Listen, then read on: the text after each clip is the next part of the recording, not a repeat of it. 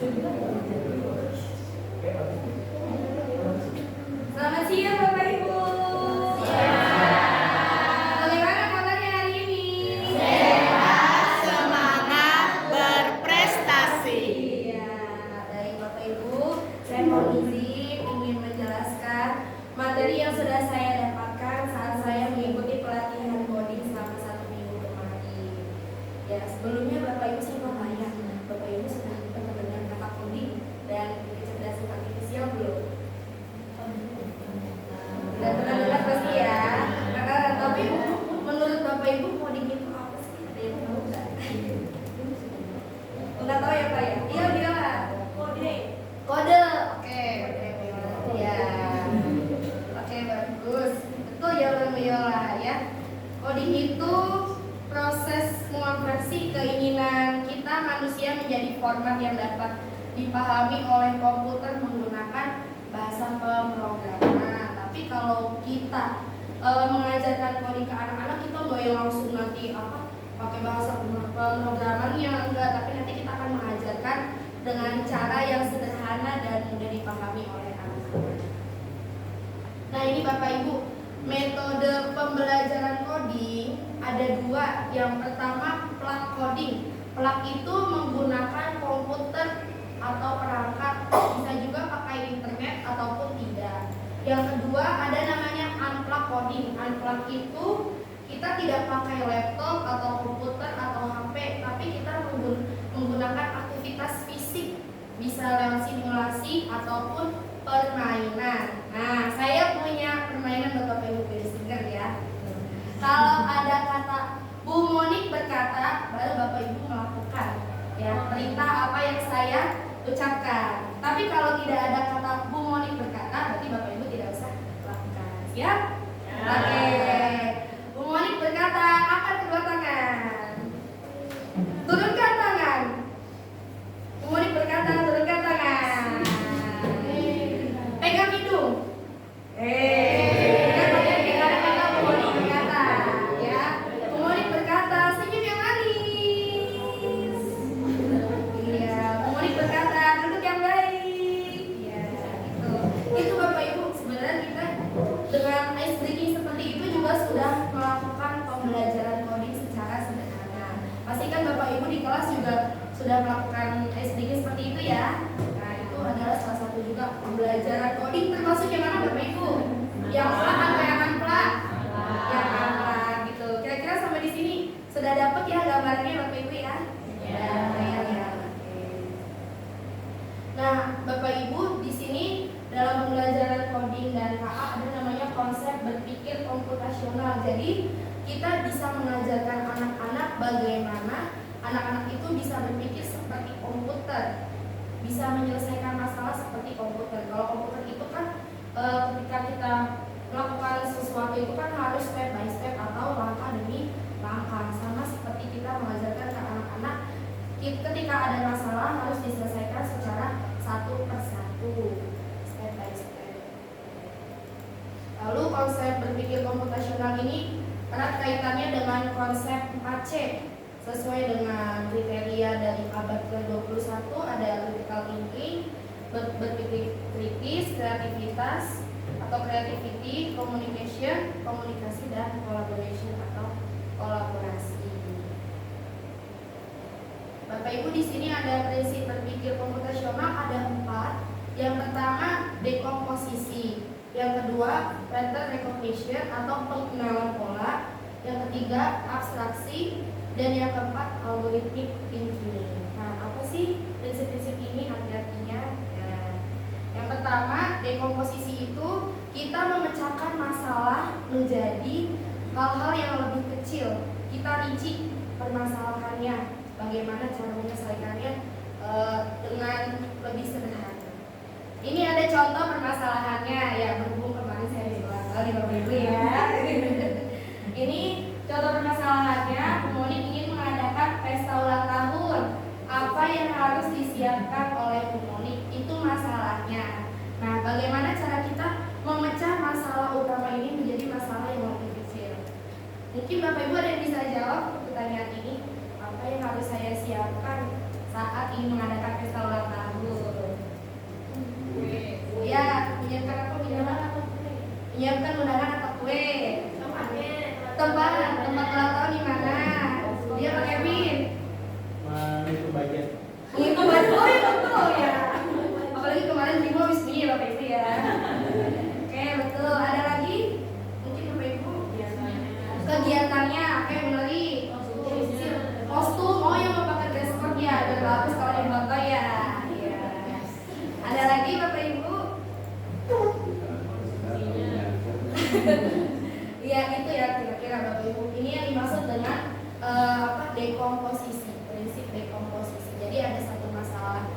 biar kita rinci apa yang harus kita lakukan dari masalah tersebut.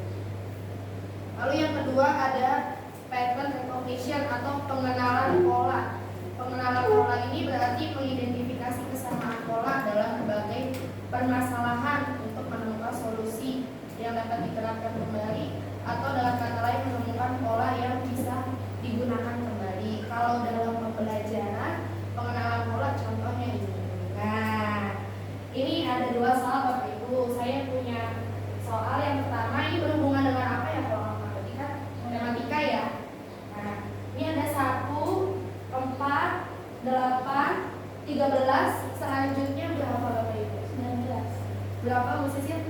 19. Kenapa 19 Bu Sisil? Soalnya 1, 4 itu ditambah 3, 8 ditambah 4, ya, tambah 13 ditambah 5, ya, 13 selanjutnya tambah 6. Iya betul, kita beri tepuk tangan. Itu pengenalan pola kalau dalam pembelajaran matematika yang paling sederhana. Ya. Bisa juga kita mengajarkan tentang kelipatan, ada di materi kelas 4 ya, ada 4, 3 itu kelipatan bisa. Itu sebenarnya juga termasuk dalam ke prinsip coding ini yang pengenalan pola. Nah ini selanjutnya, ini kelas 1, kelas 2 pasti bisa ini. Ya, berikut ya. Ini ada lingkaran warna kuning, segitiga warna merah, lingkaran lagi, segitiga. Kira-kira pola selanjutnya apa? Lingkaran warna kuning, lalu segitiga warna merah. Ya, itu bisa diterapkan dalam pembelajaran. Jadi sebenarnya Bapak Ibu, coding ini sudah kita terapkan sebenarnya secara tidak langsung dalam pembelajaran di kelas. Yang ketiga ada abstraksi. Abstraksi itu kita mencari informasi yang tidak relevan dan kita hanya ambil informasi yang penting-penting saja. Nah Bapak Ibu kan bawa laptop ya, boleh kita tolong dibuka ini blockly.games. Pakai HP bisa Bu, tapi lebih enak pakai laptop. Blockly.games.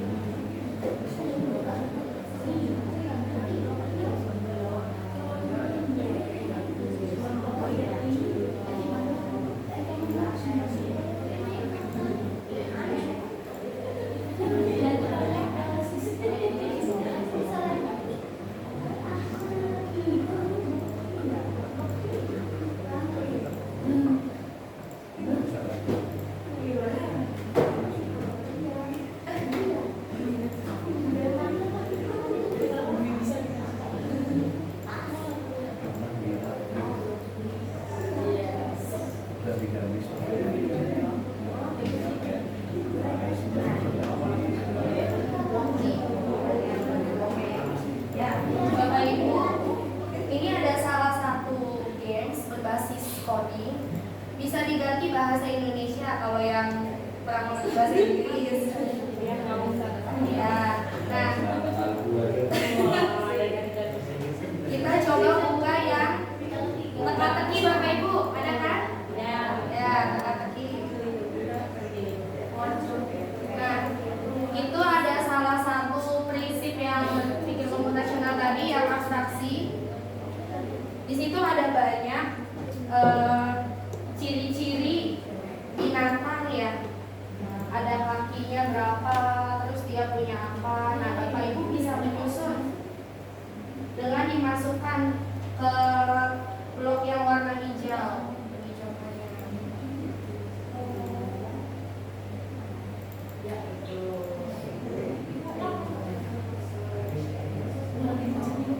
Setelah dari kucing bisa diklik kakinya ada berapa.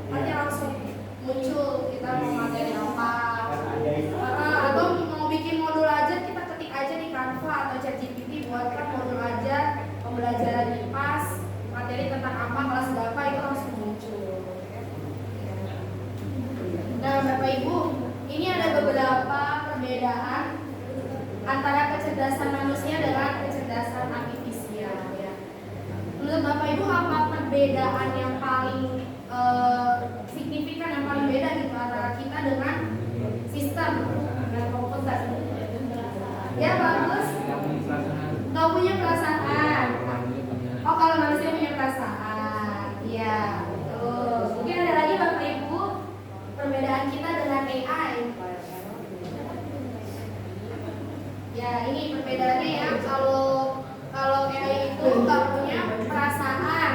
Ya, kasihan banget ya. Kalau kita pastinya punya perasaan ya Bapak Ibu ya. Sudah mati rasa Bu.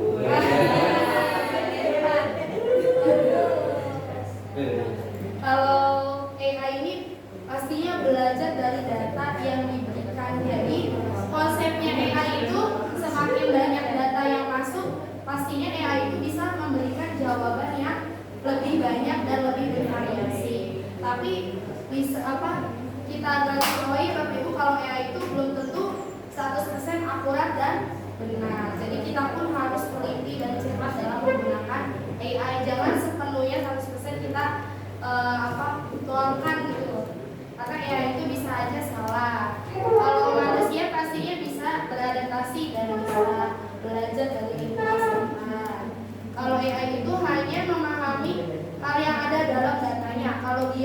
Kalau kita masukkan kata kunci yang AI nggak kenal, ya pasti AI ya nggak bisa memberikan jawaban yang kita minta. Kalau kita bisa memahami konteks yang luas. Kalau AI itu biasanya membuat keputusan berdasarkan angka dan pola yang sudah AI kenal. Tapi kalau kita bisa membuat keputusan banyak dari aspek dari moralia, dari emosi, ya, dari perasaan kita dan etika yang pastinya.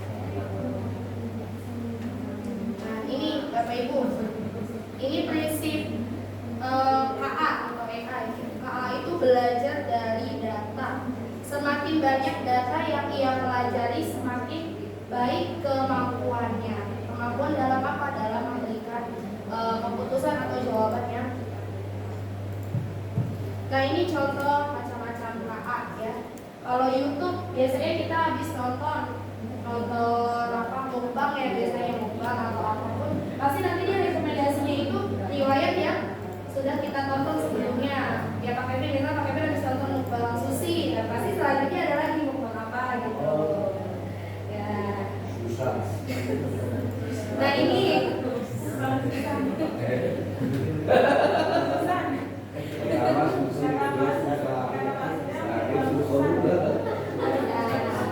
ini ada Google Translate. Siapa yang di sini kalau misalnya ada orang bule ngomong nggak ngerti apa atau ada sesuatu pakai bahasa asing, nah kita pasti pakai Google Translate. Ada yang nggak pernah pakai Google Translate, Bapak Ibu? Nggak pernah? Iya, nggak pakai Google Translate. Wah, hebat banget Bu Yola. Pasti di sini pernah pakai Google Translate ya. Google Translate itu bisa kita ngetik ataupun bisa pakai suara.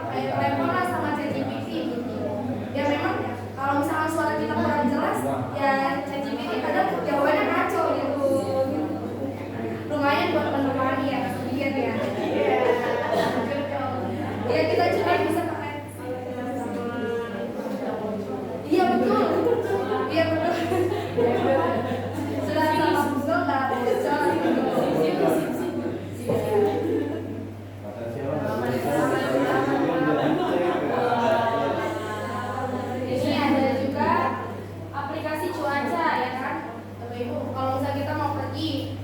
Lihat dulu perkiraan cuaca di luar, kira-kira hujan atau enggak, panas atau enggak gitu. Jadi kita perlu siap-siap pakai jas hujan atau enggak ya. Kalau yang nggak pakai motor mah enak ya Bapak Ibu, ya nggak usah jangan jas hujan ya. Ya nggak Pak Andri? Iya. Saya nggak pakai motor, nggak pernah pakai hujan. Jas gigi. Jas gigi. Jas gigi. Jas gigi. Nah ini ibu-ibu ya, belum ya, ini aplikasi favorit ibu-ibu, betul nggak berarti ya? Apa seragam? Ini udah males belanja makan mahal, macet, panas, hujan, udah klik-klik aja sambil rebahan, paket nyampe gitu. Asal diisi apa maksud? Isi saldonya ya Pak ya? Enggak.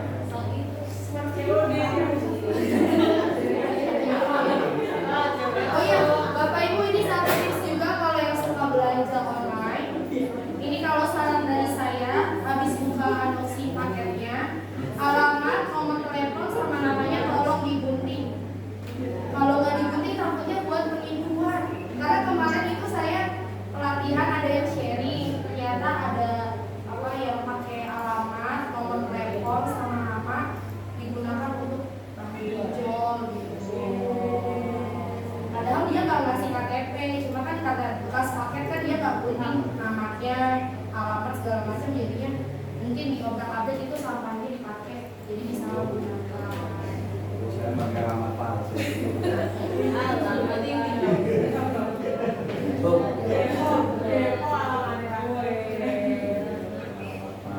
Nah ini ada cara kerja KA, itu ada 3, ada masukan atau input, ada proses, dan luaran atau output. Nah masukan itu datanya itu bisa pertanyaan, perintah suara, teks, atau gambar. Dan prosesnya ini berarti si KA ini sedang memproses apa yang sudah dimasukkan. Misalkan perintahnya mencarikan modul ajar pembelajaran matematika gitu, berarti si KA itu memproses, lalu luarannya atau outputnya itu hasil modul ajar yang kita terima dari KA. Nah ini salah satu cara kerja KA ya, ada input, proses, sama output. Ini saya coba buat misalnya membuat langkah-langkah membuat Indomie, ayo anak kos ya. Ya Mas Yomi, ya udah hafal ini mah langkah-langkah ya. Coba mari bantu saya isi. Input, inputnya jalan ke warung ya. Ayo jalan ke warung. Beli Indomie. Beli Indomie. Habis itu oh bayar dulu, jangan bayar. Bayar. Mulai pernah lagi. Kalau Mobilnya ketinggalan. makanya jangan lupa Pak. Kalau Pak jalan ke warung sambil beli uang, sambil lewat. Oh ya, bawa uang. Ya, 2 beli Indomie, 3 bayar. Habis bayar apa Bapak Ibu? Pulang. Nah, oke. Prosesnya. Prosesnya ini masuk Indomie ya. Buka buka. Ayo bungkus. Siapkan.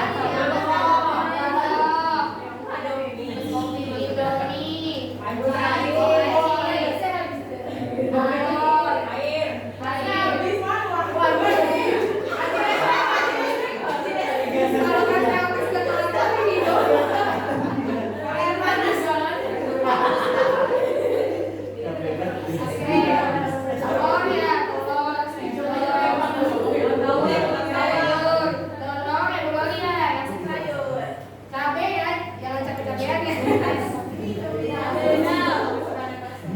Apa lagi? Rasa kecilnya. Panaskan air sampai mendidih.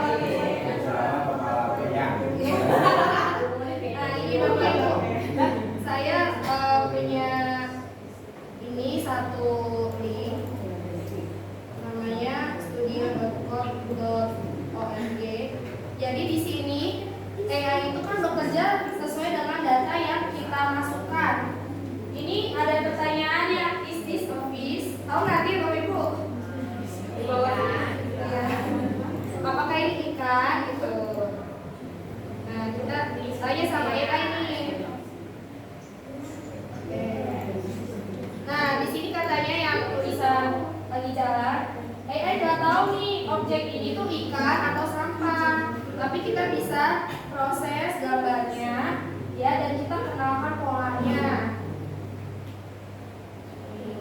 Kita bisa pakai fish atau non-fish. Oke, ini kan Fish. ini Fish. non-fish, ini non-fish,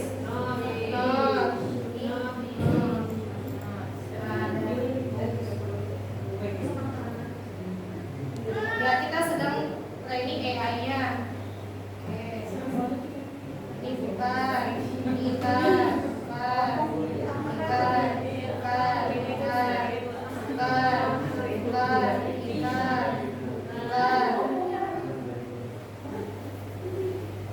coba misalnya kita masukkan data yang gambar sampah ini, kita masukkan ikan. Nanti kita cek apakah AI ini mendeteksi.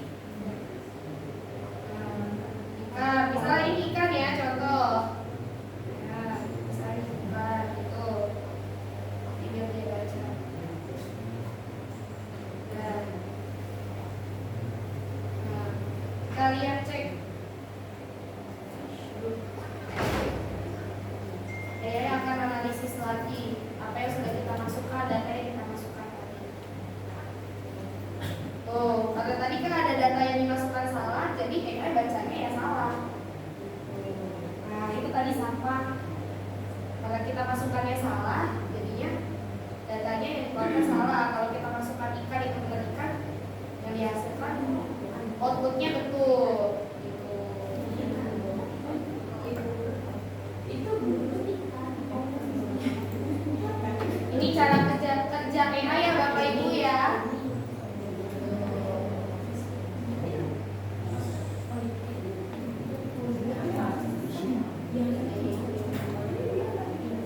Nanti bisa dicoba di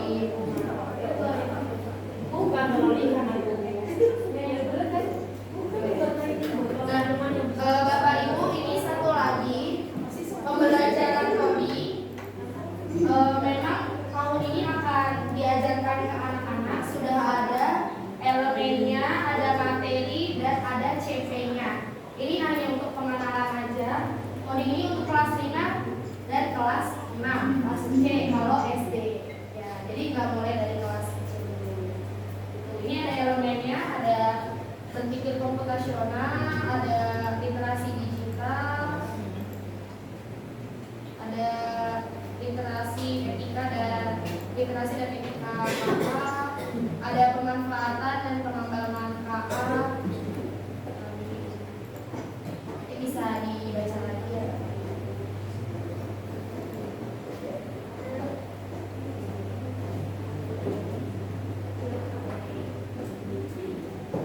Baik, terima kasih Bapak Ibu atas waktunya, atas kesempatannya.